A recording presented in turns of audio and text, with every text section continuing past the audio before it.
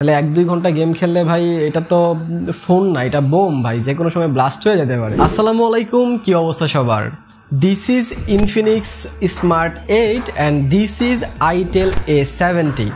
দুইটা ফোনই একদম রিসেন্টলি লঞ্চ হয়েছে। Infinix Smart 8 এর প্রাইস যে এখানে 10,499 টাকা, তার ঠিক অপর প্রান্তে আপনারা Itel A70 এর প্রাইস পাচ্ছেন 9,999 টাকা। 500 টাকা কম বেশিতে আসলে কি কম বেশি রয়েছে এন্ড এই দুইটা ফোনের মধ্যে আপনাদের কোন ফোনটা কেনা উচিত? কারণ দুইটা ফোন কিন্তু অনেক হেড টু হেড কনফিগারেশনে লঞ্চ হয়েছে, but on paper configuration and real life experience কিন্তু কখনোই সেম হয় না। তো আজকে আমি আমার রিয়েল লাইফ এক্সপিরিয়েন্স আপনাদের সাথে শেয়ার করব এন্ড আমি আপনাদেরকে যে কোনো একটা সাজেস্ট করব যে কোন ফোনটা আপনাদের জন্য ভালো হবে আর কোন ফোনটা আপনাদের নেওয়াই যাবে না, ভুলেও নেওয়া যাবে না, নিলেই টাকাটা পানিতে ফেলবেন। সো হ্যালো গাইস, কেমন আছেন সবাই? আমি রবিন, আপনারা এসে মলবাড়ি। তো চলুন শুরু করা যাক। সো প্রথমে যদি আমি দুইটা ফোনের ডিজাইন নিয়ে কথা বলি, তাহলে দুইটা ফোন যখন আমি আপনাদের সামনে রাখবো, আপনারা হয়তো দেখে ভুল করতে পারেন যে এটা তো একটা ফোনেরই জাস্ট দুইটা কালার আমাদেরকে দেখাচ্ছেন। আসলে বিষয়টা তা না, দুইটা ফোনের ব্যাক সাইডের ডিজাইন একদম সেম টু সেম। আপনারা যে গোল্ডেন কালার ফোনটা দেখতে পাচ্ছেন সেইটা হচ্ছে Infinix Smart 8 অ্যান্ড ব্লুটা হচ্ছে Itel A70। দেখতে সেম হলেও কাজে করবে কিন্তু সেম নয়, সেটা আমি আপনাদেরকে আগে থেকেই বলে দিচ্ছি।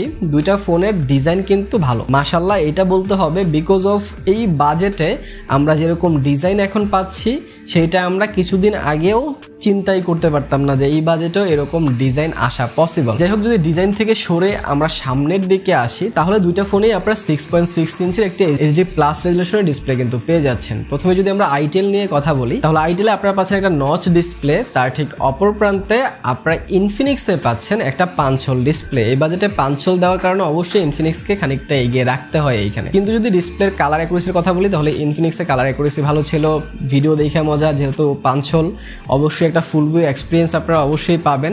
সেই দিক থেকে আমি কিন্তু খানিকটা এখানে এগিয়ে রাখতে পারি ইনফিনিক্সকে। বাট যদি আমরা আইটেলের কথা বলি, এটার ডিসপ্লের কোয়ালিটিও খারাপ নয়, 500 নিটস ব্রাইটনেস এখানে পেয়ে যাচ্ছেন, ব্রাইটার একটা ডিসপ্লে পাচ্ছেন, বাট নচ ডিসপ্লে একটু ব্যাকডেটেড ফিল হয়। আর কালার অ্যাকুরেসি ওভারঅল দুইটা ফোনের সেমই ছিল, কন্টেন্ট ওয়াচ করে দুটাতেই মজা পাবেন, বাট ফুল ভিউ এক্সপিরিয়েন্সের জন্য আমি এখানে খানিকটা এগিয়ে রাখবো ইনফিনিক্সকে। এছাড়া পোর্টস এন্ড বাটনের কথা বললে দুইটা ফোনেই কিন্তু আপনারা সেম টু সেম বটম সাইডে পেয়ে যাচ্ছেন speaker grill, type C port, microphone and headphone jack. আর হেডফোন জ্যাক তো অনেক ইম্পর্টেন্ট, সেটা আপনারা তো জানেনই। বাট যদি আমি স্পিকার কোয়ালিটির কথা বলি, তাহলে কিন্তু স্পিকার কোয়ালিটি, যদি আমি লাউডনেসের কথা বলি, খানিকটা বেটার এখানে ইনফিনিক্স। মানে ইনফিনিক্সে ভলিউম ফুল করার পরেও ভলিউম বুস্ট করার অপশন আছে, যেটা আপনারা আইটেলে পাচ্ছেন না। কিন্তু দুইটা ফোনে যখন আপনারা ফুল ভলিউমে গান টান শুনবেন, ডিস্টরশন কিন্তু খেয়াল করেছি আমি। এছাড়া দুটো ফোনের রাইট সাইডে আপনারা volume rocker and power button পেয়ে যাচ্ছেন, আর দুইটার পাওয়ার বাটনে কিন্তু ফিঙ্গারপ্রিন্টটা ইন্টিগ্রেট করা হয়েছে। আমি যদি ইনফিনিক্সের কথা বলি, তাহলে ইনফিনিক্সের ফিঙ্গারপ্রিন্ট সুপার ফাস্ট ছিল, আপনারা দেখতেই পাচ্ছেন, টাচ করার সাথে সাথে আনলক করছিল। এট দ্য আদার হ্যান্ড যদি আমরা আইটেলের কথা বলি, সেটাও কিন্তু ফাস্ট ছিল, বাট আমার কাছে খানিকটা ফাস্ট মনে হয়েছে এখানে ইনফিনিক্স। তারপর আপনারা দেখে নিজেরাই ডিসাইড করেন যে কোনটা আপনাদের কাছে একটু বেশি ফাস্ট মনে হয়েছে, সেটা কমেন্ট সেকশনে জানাইতে পারেন। এছাড়া দুইটা ফোনে আপনারা কমপ্লিট সিম ট্রে পেয়ে যাচ্ছেন, দুইটা সিম কার্ডের পাশাপাশি মেমোরি কার্ড ইউজ করতে পারবেন। এন্ড দুইটা ফোনের একটা তো আপনারা কিন্তু নয়েজ ক্যান্সেলেশন মাইক পাচ্ছেন না, সেকেন্ডারি। তো এরপর আমরা সবচেয়ে ইম্পর্টেন্ট সেকশনে চলে আসবো, সেটা হচ্ছে এই দুটার পারফরমেন্স সেকশন।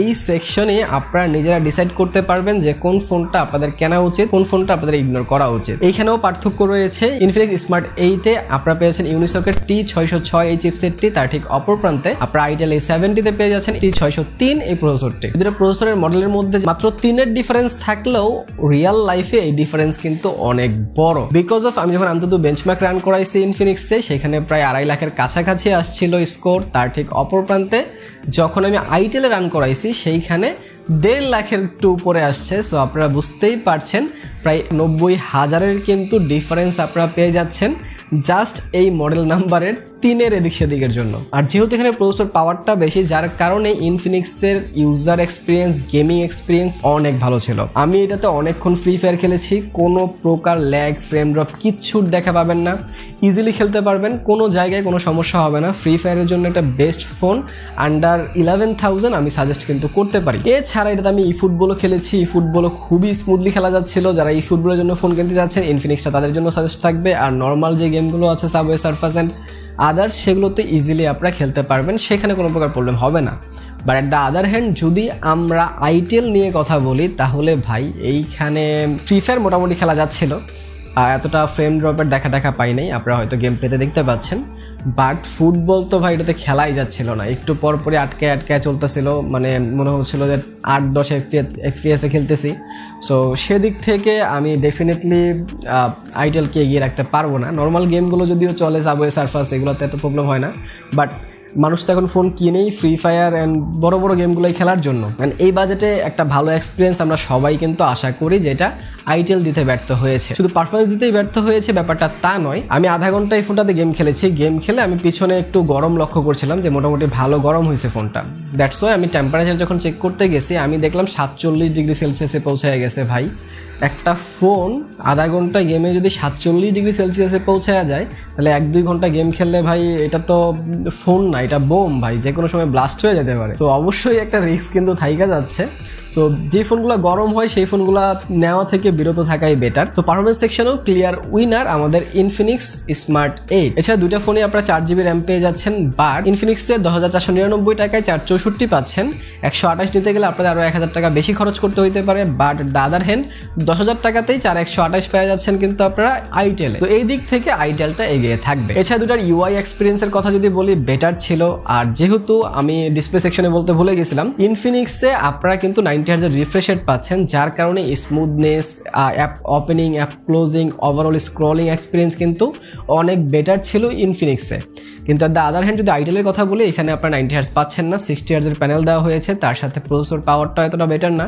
তো স্বাভাবিকভাবে আপনারা বুঝতে পারছেন যে এই ফোনটার ইউজার এক্সপিরিয়েন্সও এতটা বেটার হওয়ার কথা নয়। অ্যানিমেশনগুলো একটু স্লো মনে হচ্ছিল, বাট যেহেতু 60 Hz এইটাই হওয়ার কথা, আসলে ওইটা আপনাদের অবশ্যই মাথায় রাখতে হবে। আর এই দিক থেকেও অবশ্যই এগিয়ে থাকবে ইনফিনিক্সটা। এছাড়া যদি আমি ক্যামেরা সেকশন নিয়ে কথা বলি, যেহেতু ডিজাইন সেকশনে দুইটা ড্র করেছে, ক্যামেরা সেকশনও এখানে ড্রই ধরা চাই, কারণ দুইটা ফোনই 13 মেগাপিক্সেল করে মেইন সেন্সর, তার সাথে একটা এআই সেন্সর দেওয়া হয়েছে পিছনে, আর সামনে দুইটাতেই 8 মেগাপিক্সেল ক্যামেরা পাচ্ছেন।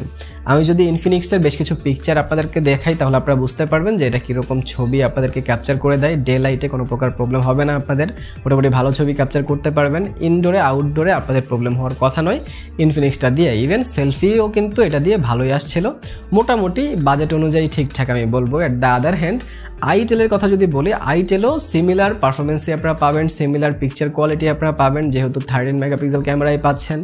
ইনডোর আউটডোরের ক্যামেরা মোটামুটি একই ছিল। ইভেন এটা দিয়েও আমি সেলফি তুলেছি, আপনারা দেখেন অ্যান্ড ডিসাইড করেন কোনটার ক্যামেরা বেটার ছিল, সেটা আমাকে কমেন্ট সেকশনে অবশ্যই জানান। এছাড়া যদি আমরা ব্যাটারি নিয়ে কথা বলি, তাহলে দুইটা ফোনেই 5000 mAh ব্যাটারি পাচ্ছেন, অ্যান্ড দুইটা ফোনেই 10 ওয়াটের চার্জার দেওয়া হয়েছে।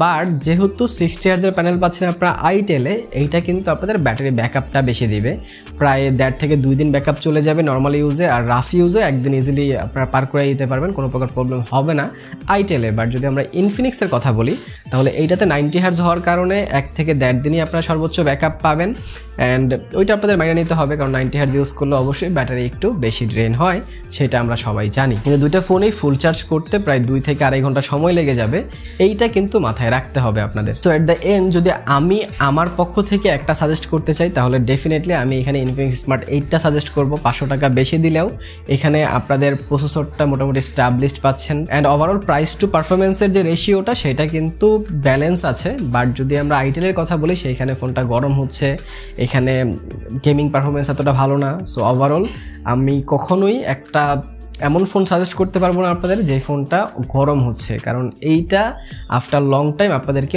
অনেক ভোগাবে। সো সেই ক্ষেত্রে ডেফিনেটলি আমি ইনফিনিক্সের দিকেই যাব। আর তার সাথে যদি আপনারা মনে করেন যে না ভাইয়া আমাদের বাজেট তো আর একটু বেশি, আমরা চাচ্ছি যে 14-15 হাজার টাকা দিয়ে একটা রিয়েলমির ফোন কিনতে, তাহলে রিয়েলমি C51টা কিন্তু একটা ভালো চয়েস হতে পারে। অ্যান্ড ওইটার একটা water test, dust test and drop test আমি করেছি, সেটা একটা ক্রেজি ভিডিও ছিল। সেইটা যদি দেখতে চান এইখানে ক্লিক করে দেখে নিতে পারেন। ভালো থাকেন, সুস্থ থাকেন। ভিডিওটা ভালো লাগলে লাইক, কমেন্ট, শেয়ার, সাবস্ক্রাইব করে দিন। দেখা হবে পরের ভিডিওতে। টিল দেন, আল্লাহ হাফেজ।